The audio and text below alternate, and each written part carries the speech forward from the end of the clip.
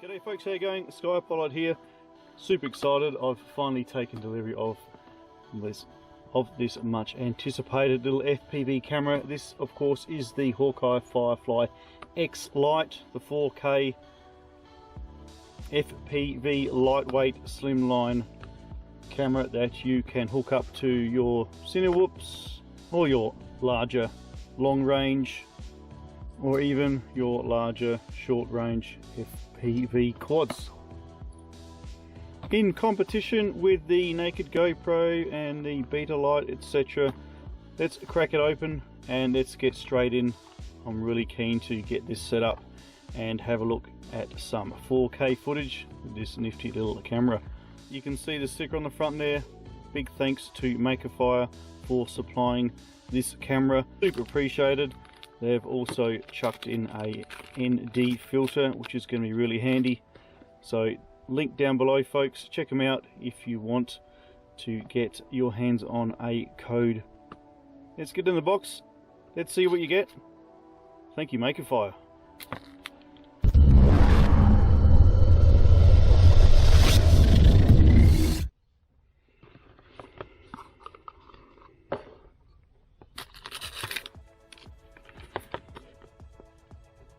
Firefly X Lite Pro Cam with a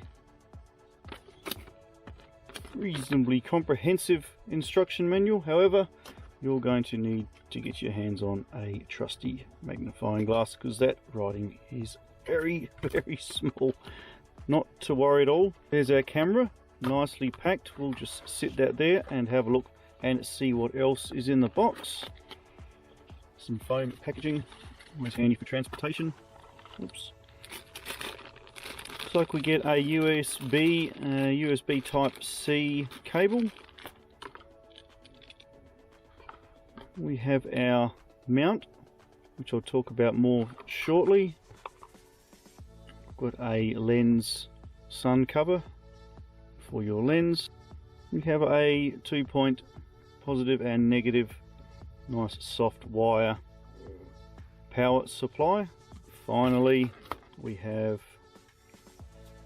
a second option for a power supply source, which you got it, I'll talk about shortly. I suppose the question everybody is asking straight off the bat is, how heavy is this thing exactly? And I can answer that by saying it is exactly 34 grams in weight. If you are going to fly it with your lens cover and your mount, and I expect most of you guys will probably use the balance lead power supply. That's going to give us a better indication of its true weight, 47.44 grams. So let's have a look at these bits and pieces. This really does suit your Cinewhoop type drones.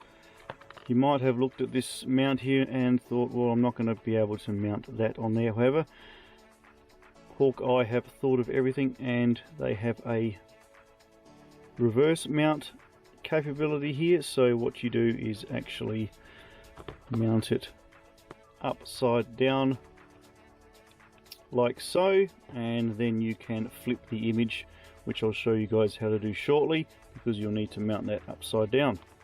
So they've really thought of everything, which is really good. Looking at this actual mount, all you simply do is push it in there and it locks in place. Then you can connect it away to your favorite quad, and I'm going to be flying this on my Recon 5 because this is my daily flyer and I love it, so I'll be interested to see how the footage turns out. There are different shooting modes which we'll talk about shortly. Let's just knock these accessories on the head first. So you've got a little sunlight shade there which sits over the top to give yourself a little bit of shade on those high sunny days. However, I've been supplied with a fabulous little ND filter. Again guys, makerfire.com, links down below where you can get all this gear from. Filter itself weighs in at 2.54 grams in case you are interested. So it's simply just a case of sliding that ND filter on and that's not going anywhere. It's probably good to point out that there's no point in putting the sunshade on with the ND filter. They don't go on together at the same time, but that's okay. I'll be leaving the ND filter on. Looking at the unit, there's not a great deal to get confused with. There's a record button which doubles up as your resolution changer. There's a power button. There's a 5-volt 2-prong socket on the left there, and you've got your USB-C and your micro SD card slot on the side. And look, it's as simple as that, folks. I will mention, if you are going to hardwire it up to your quad, then use caution. Don't wire it up like you would wire up your GoPro. This is only 5 volts. If you GoPro method it, you will basically turn your X light into toast. So bear that in mind, 5 volts only. And again, when you do hardwire it up, to turn it on, you need to use the power button to turn it on, as opposed to if you are going to use this little gadget, which allows USB-C connectivity to supply your power. As soon as you connect your LiPo, it will fire up and turn on straight away, so there's no need to push that power button. Now, power supply. This is run from anything from a 2 to a 6S LiPo via either your 5-volt hard wire or your USB-C. Now, the way you use this little prong jack here is very, very carefully. Do not connect it incorrectly up to your balance charger of your LiPo. Again, if you do, you're going to explode. Take super special note of which side is positive and which is negative. I don't know if you can see on there. I'll try and magnify it for you. But the left hand side, you can see a positive, and the right hand side you can see a negative. Yeah, you really need to bear that in mind, otherwise you're going to fry your camera and most likely your little circuit board here. I'm not sure if it's got some sort of fail safe on it. So what you do, positive and negative. So the easiest way to remember is the end where all the cables are is your negative side. So you would plug it into your balance lead, into the negative there. You know that's a negative because it's the only black one here, and the black denotes a negative power supply. And it's pretty much the same with all your batteries. They all have a black on one end, which is your negative feed. So that being said, we shall plug it in without plugging into the battery. Make sure you've got it lined up with all of the holes properly. Plug it in and you'll see your green light on, which means all is good. If you don't have a green light on, you've plugged it in wrong, or you have cooked something. If you plug in your USB-C,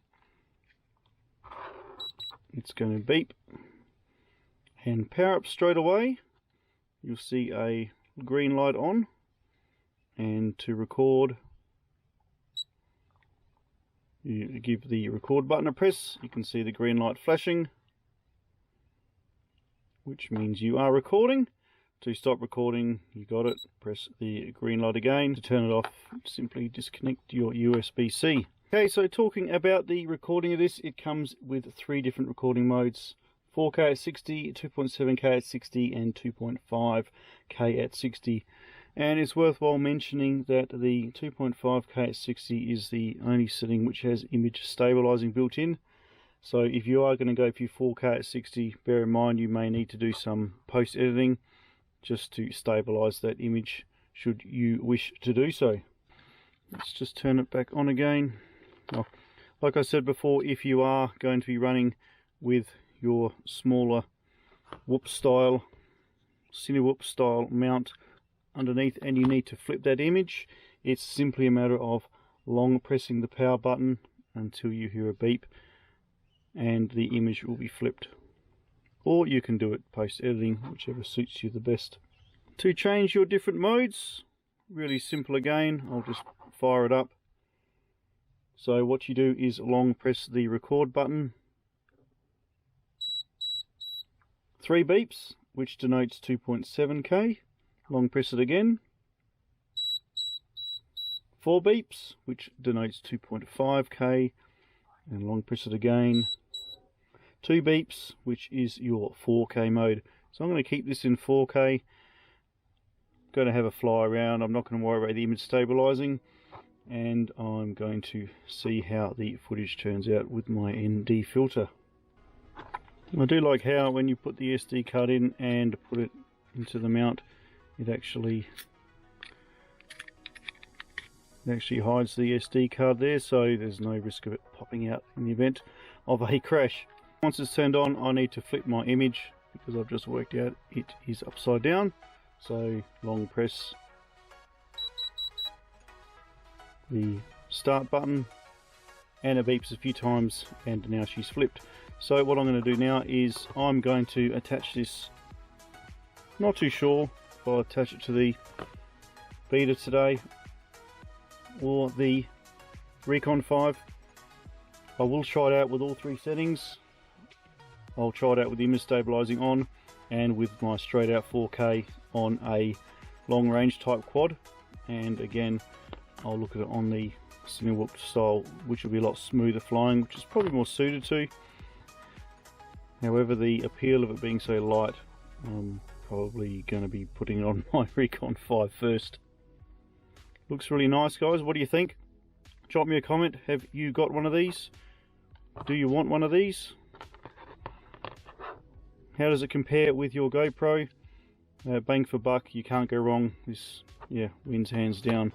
All the text specs, where to get it from, are down below, folks. Have a squeeze at those at your leisure. I'm going to hook it straight up to my Recon, as I've just mentioned, and I'm going to go for a fly with a Recon 5 and see how the Firefly flies.